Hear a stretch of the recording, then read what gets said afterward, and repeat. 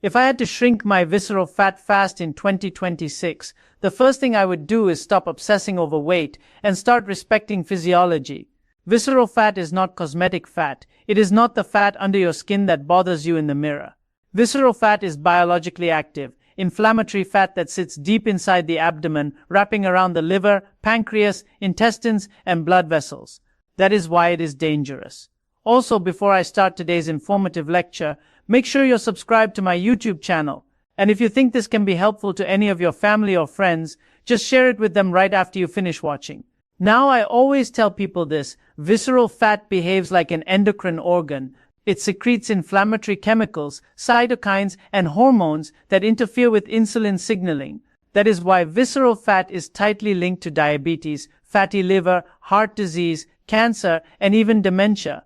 You can look thin and still be metabolically sick if visceral fat is high. I see this every day. Subcutaneous fat, the fat you can pinch, is relatively inert. It is a storage depot. Visceral fat is active and toxic. It drains directly into the portal circulation, straight to the liver. That is why visceral fat drives fatty liver disease. Once the liver becomes insulin resistant, blood sugar rises, triglycerides rise, inflammation rises, and the cascade begins. So if my goal were to shrink visceral fat fast, my strategy would not be eat less and move more. That approach ignores hormones. Visceral fat does not respond to calorie math. It responds to insulin, cortisol, and inflammatory signaling. If you do not address those, visceral fat will stay put, no matter how disciplined you are. The first principle of my routine would be this: lower insulin exposure. Insulin is a storage hormone. As long as insulin is elevated, visceral fat is protected. The body does not burn fat in an insulin-dominant state. That is not an opinion. That is basic biochemistry. So in 2026, the foundation of my routine would be time-restricted feeding. I would eat in a predictable window, likely 6 hours. Not because it is trendy, but because it gives insulin time to fall every single day. When insulin falls, hormone-sensitive lipase turns on, fat is mobilized, and visceral fat finally becomes accessible. I would not snack. I would not eat out of boredom. Every eating event is an insulin event. Frequent eating is the fastest way to maintain visceral fat. If you eat multiple random meals every day, leave me a comment below and I'll know how many of my viewers have this habit. Also, please don't feel ashamed telling me about it, because we all have some bad habits. And that only gets fixed when we talk about it. Find a solution and work on it. Now, the second principle would be food selection that does not overwhelm the liver. Visceral fat and fatty liver go hand in hand. Excess fructose, refined carbohydrates, and ultra-processed foods drive liver fat accumulation. If the liver is fatty, visceral fat loss is slow and resistant. So I would eat whole foods, high in fiber, prepared simply. Vegetables would form the base. Protein would be adequate, not excessive. Carbohydrates would be real, not powdered or refined. Nothing that comes in a box. Nothing that requires a factory to exist. The third principle is stress control. Visceral fat is stress-responsive fat. Cortisol tells the body to hold on to it. If I tried to lose visceral fat while sleeping poorly, overtraining, or living in chronic psychological stress, I would fail.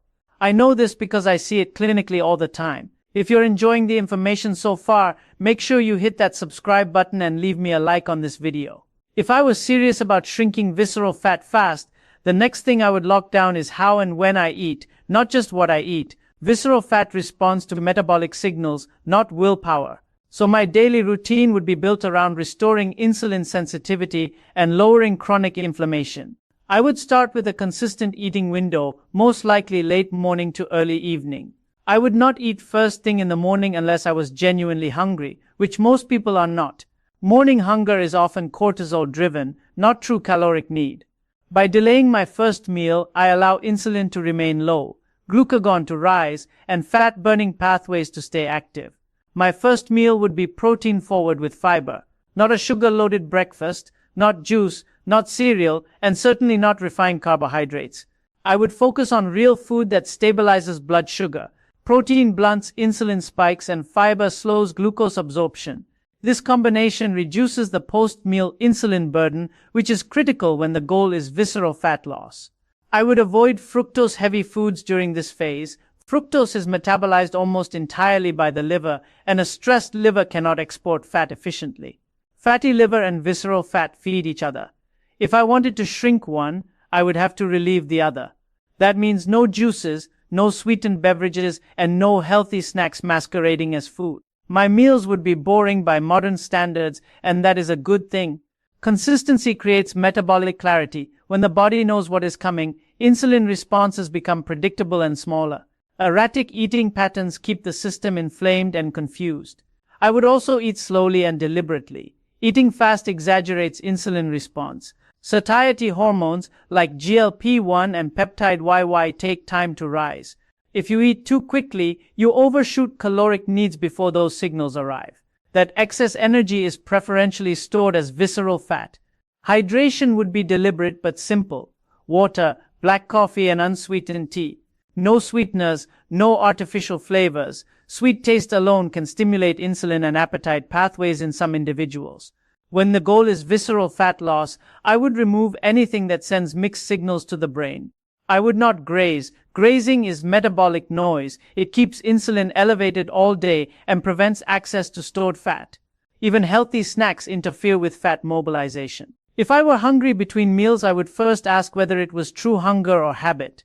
If true hunger existed, I would adjust meal composition, not add snacks. Hunger often means insufficient protein or fiber at the previous meal, not that the body needs constant feeding. Most importantly, I would stop using the scale as my primary feedback tool. Visceral fat loss often precedes weight loss. Waist circumference, belt notches, blood markers, and energy levels change before the scale does. If I chased the scale, I would sabotage the process. If you're still here listening to me, comment below the word "Yes, I am," and I'll know how many of you are even listening to me till here and are serious about their health. If I wanted to shrink visceral fat fast, I would be very deliberate about exercise, because exercise can either help you or completely sabotage you depending on how you use it. Most people think more exercise automatically means more fat loss. That is simply not true, especially for visceral fat. Visceral fat is cortisol-sensitive fat. When cortisol is chronically elevated, the body protects visceral fat because it perceives stress. Long-duration endurance exercise, excessive cardio, and daily high-volume training can raise cortisol and actually slow visceral fat loss. I see this all the time in people who do everything right, yet cannot lose belly fat. So I would not be doing long runs every day. I would not be chasing calorie burn. Calories burned during exercise are trivial compared to what hormones control over 24 hours.